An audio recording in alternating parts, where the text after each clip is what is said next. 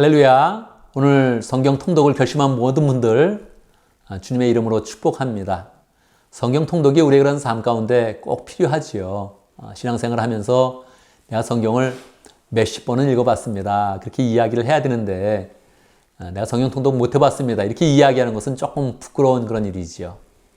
근데 문제는 제가 보니까 성경을 통독하기가 어려운 것은 성경을 이해하는데 좀 힘든 거예요. 성경의 그런 배경, 성경의 구절을 이해하는 그런 부분, 여러 가지 어려운 부분이 있어서 성경의 통독을 하려면 조금 지침이 있어야겠다 생각을 해서 영상을 찍게 되었습니다. 여러분, 이제 매일매일 성경 4장을 잘 읽어가면서 성경 통독을 하면서 우리의 그런 신앙이 말씀으로 풍성하게 잘 자리 잡으면 좋겠습니다. 오늘은 시작하면서 창세기 1장에서 4장까지 말씀을 나누도록 하겠습니다. 아마 창세기 1장에서 4장은 여러분들이 읽어봤을 것입니다. 그런데 성경 통독의 재미는 읽어가면서 새로운 내용들이 눈에 보이는 것입니다. 내가 이 성경 내용을 안다고 생각했는데 이거 좀 모르고 있었구나. 그렇게 이제 발견하는 게 좋죠. 1장의 내용은 하나님께서 천지를 창조하시는 그런 내용입니다. 태초에 하나님이 천지를 창조하시니라 이렇게 시작이 되고 있지요. 1장과 2장 사이는 약간의 그런 시간적 간격이 이제 있다고 그래요. 그래서 하나님이 천지를 창조하시고 이제 땅이 혼돈하고 공허하는 그런 시간까지는 약간의 그런 갭이 있었다 생각을 하고요.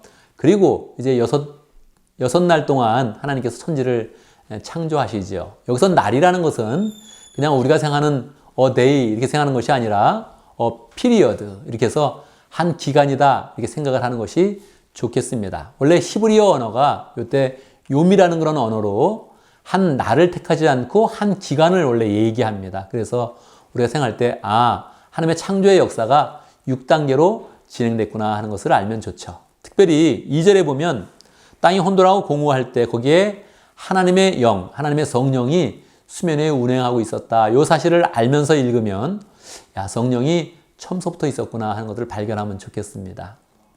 2장으로 넘어갈 때 2장이 다시 천지창조가 꼭 반복되는 것 같은 그런 느낌을 가져요. 근데 2장에서는 우리가 볼 때 천지창조의 그런 디테일한 그런 그 부분이 다시 설명되고 있구나 하는 것을 알면 좋겠죠. 처음에는 이제 전체적인 개관처럼 천지창조가 6일 동안 이루어졌고 2장에서는 하나님의 천지창조가 사람을 중심으로 해서 어떻게 더 구체적으로 이루어졌는가 이렇게 생각해 보면 좋겠죠.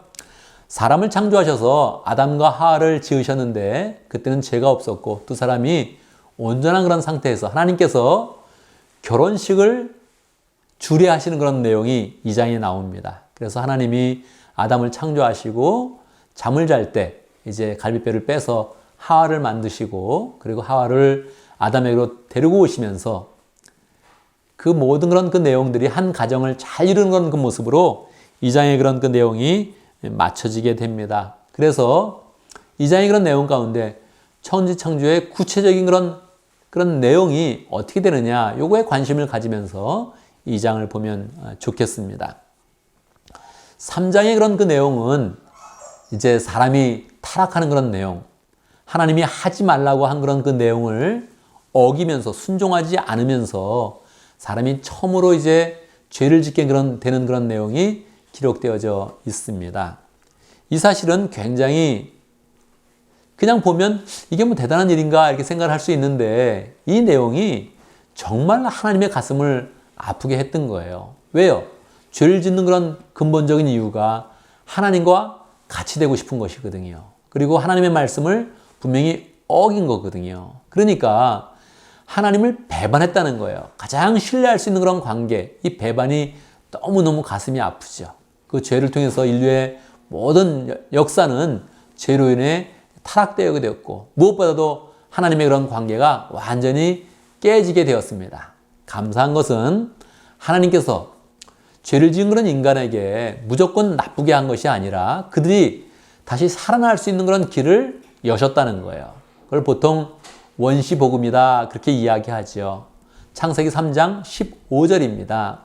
원시복음에 보면 하나님께서 그냥 너희들 벌받아라 이렇게 말씀하지 않고 그 원시복음을 통하여서 하나님이 메시아를 약속하는 거예요. 여자의 후손이 나와서 결국은 사탄의 세력을 멸하고 다시 하나님의 품으로 인도한다 하는 그런 내용을 복음으로 주신 것입니다. 그래서 죄를 짓고 벌받았다는 그런 내용을 중심으로 보는 것이 아니라 성경은 계속 구원의 역사니까 하나님이 구원의 길을 어떻게 여시는가 여기에 초점을 맞춰서 봐야 되죠.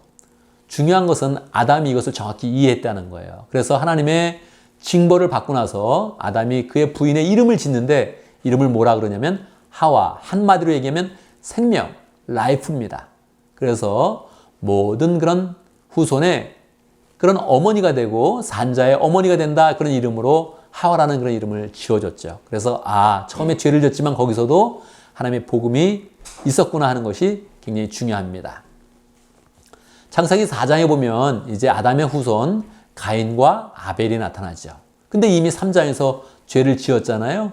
그 죄는 반드시 우리의 몸에 있는 암세포처럼 열매를 거둡니다. 그래서 다음 세대에 바로 열매를 거두어서 죄가 형제끼리 서로 죽이는 일을 하게 되는 거예요. 가인이 아벨을 살해하게 되죠. 그러니까 죄가 얼마나 무서운지 바로 4장에서 나타나게 되는 것입니다.